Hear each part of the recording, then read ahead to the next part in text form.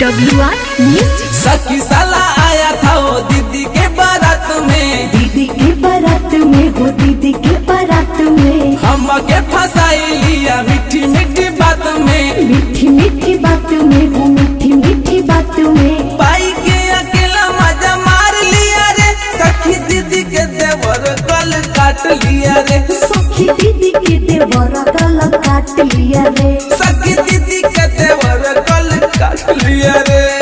ओहो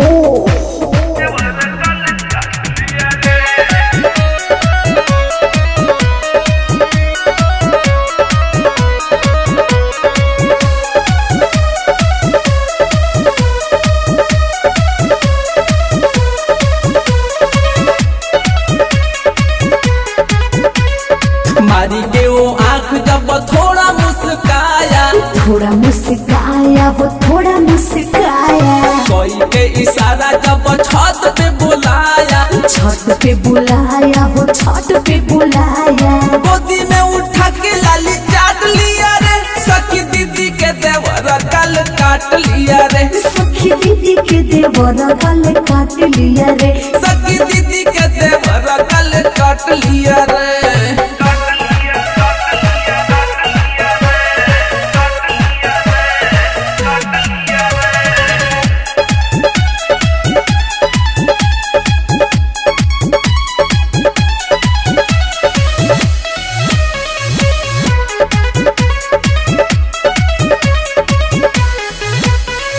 हमको बुलाया साला आधी आधी रात में, आधी आधी रात में हो, आधी आधी रात में लहंगा को खोल दिया ओ तो बातें बात में, वो तो बातें बात में हो, वो तो बातें बात में भाई के कलाई हमके चाप दिया रे। सखी दीदी के देवर गल काट लिया रे, सखी दीदी के देवर गल काट लिया रे। सखी दीदी के देवर गल काट लिया रे।